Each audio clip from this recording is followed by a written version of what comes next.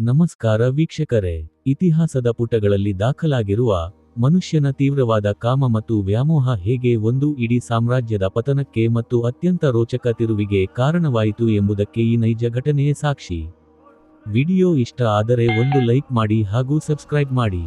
ಇದು ರೋಮ್ ಸಾಮ್ರಾಜ್ಯದ ಅತ್ಯಂತ ಶಕ್ತಿಶಾಲಿ ದೊರೆ ಜೂಲಿಯಸ್ ಸೀಸರ್, ಈಜಿಪ್ಟ್ನ ರಾಣಿ ಕ್ಲಿಯೋಪಾತ್ರ ಮತ್ತು ಸೀಸರ್ನ ಆಪ್ತ ದಳಪತಿ ಮಾರ್ಕ್ ಆಂಟೋನಿ ಅವರ ನಡುವೆ ನಡೆದ ಕಾಮ, ಕಪಟ ಮತ್ತು ವಿಸ್ಮಯಗಳ ರೋಚಕ ಇತಿಹಾಸ. ಕ್ರಿಸ್ತಪೂರ್ವ ಮೊದಲನೇ ಶತಮಾನದಲ್ಲಿ ಈಜಿಪ್ಟ್ನ ರಾಣಿ ಕ್ಲಿಯೋಪಾತ್ರ ಕೇವಲ ಸುಂದರಿಯಷ್ಟೇ ಅಲ್ಲ, ಪುರುಷರ ಕಾಮನೆಗಳನ್ನು ತನ್ನ ಅಧಿಕಾರದ ದಾಳವನ್ನಾಗಿ ಬಳಸಿಕೊಳ್ಳುವಲ್ಲಿ ಅತ್ಯಂತ ಚತುರಳಾಗಿದ್ದಳು. ಅವಳಿಗೆ ತನ್ನ ಸಾಮ್ರಾಜ್ಯವನ್ನು ಉಳಿಸಿಕೊಳ್ಳಲು ರೋಮ್ನ ರಕ್ಷಣೆ ಬೇಕಿತ್ತು. ತನ್ನ ಸೌಂದರ್ಯ ಮತ್ತು ಕಾಮ ಪ್ರಚೋದಕ ಚಾತುರ್ಯದಿಂದ ಕ್ಲಿಯೋಪಾತ್ರ ಮೊದಲು ರೋಮ್ನ ಸರ್ವಾಧಿಕಾರಿ ಜೂಲಿಯಸ್ ಸೀಸರ್ನನ್ನು ಸೆಳೆದಳು. ರೇಷ್ಮೆ ಹಾಸಿಗೆಯ ಸುರುಳಿಯಲ್ಲಿ ಅಡಗಿ ಸೀಸರ್ನ ಕೋಣೆಯೊಳಗೆ ಪ್ರವೇಶಿಸಿದ ಅವಳ ತಂತ್ರಕ್ಕೆ ಸೀಸರ್ ಮಾರುಹೋದನು. ಅವರ ನಡುವಿನ ದೈಹಿಕ ಸಂಬಂಧ ಮತ್ತು ಕಾಮದ ತೀವ್ರತೆ ಎಷ್ಟಿತ್ತೆಂದರೆ, ಸೀಸರ್ ರೋಮ್ನಲ್ಲಿದ್ದ ತನ್ನ ಪತ್ನಿಯನ್ನು ಮರೆತು ತಿಂಗಳುಗಟ್ಟಲೆ ಈಜಿಪ್ಟ್ನಲ್ಲೇ ಕಾಲ ಕಳೆದನು. ಅವರಿಗೆ ಒಬ್ಬ ಮಗನೂ ಹುಟ್ಟಿದ. ಆದರೆ ರೋಮ್ನ ಸೆನೆಟರ್ಗಳು ಸೀಸರ್ನ ಈ ಅತಿರೇಕದ ವ್ಯಾಮೋಹವನ್ನು ಕಂಡು ಅವನನ್ನು ಹತ್ಯೆ ಮಾಡಿದರು. ಸೀಸರ್ನ ಮರಣದ ನಂತರ ರೋಮ್ನ ಅಧಿಕಾರ ದಳಪತಿ ಮಾರ್ಕ್ ಆಂಟೋನಿ ಕೈಗೆ ಬಂತು. ಆಂಟೋನಿ ಅತ್ಯಂತ ಪರಾಕ್ರಮಿ ಯೋಧನಾಗಿದ್ದ.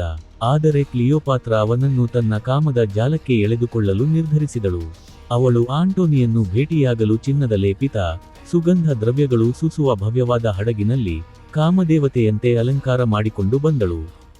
ಆಂಟೋನಿ ಅವಳನ್ನು ನೋಡಿದ ಮೊದಲ ಕ್ಷಣದಲ್ಲೇ ತನ್ನ ಇಡೀ ವಿವೇಕವನ್ನು ಕಳೆದುಕೊಂಡನು.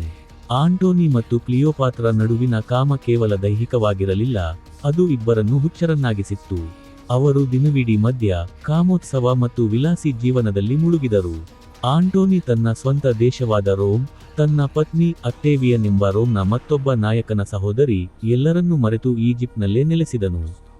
ಕಾಮದ ಅಮಲಿನಲ್ಲಿ ಆಂಟೋನಿ ರೋಮ್ ಸಾಮ್ರಾಜ್ಯದ ಕೆಲವು ಪ್ರಾಂತ್ಯಗಳನ್ನೇ ಕ್ಲಿಯೋಪಾತ್ರಳ ಮಕ್ಕಳಿಗೆ ಉಡುಗೊರೆಯಾಗಿ ಬರೆದುಕೊಟ್ಟನು. ಆಂಟೋನಿಯ ಈ ಕಾಮದ ಹುಚ್ಚು ರೋಮ್ನ ಜನರನ್ನು ಕೆರಳಿಸಿತು. ಅಕ್ಟೇವಿಯನ್ ಎಂಬ ನಾಯಕ ಆಂಟೋನಿ ಮತ್ತು ಕ್ಲಿಯೋಪಾತ್ರ ವಿರುದ್ಧ ಯುದ್ಧ ಸಾರಿದನು. ಕ್ರಿಸ್ತ ಪೂರ್ವ 31ರಲ್ಲಿ ನಡೆದ ಪ್ರಸಿದ್ಧ ಆಕ್ಟಿಯಂ ಯುದ್ಧದ ಸಮಯದಲ್ಲಿ ಒಂದು ವಿಸ್ಮಯಕಾರಿ ತಿರುವು ಸಿಕ್ಕಿತು.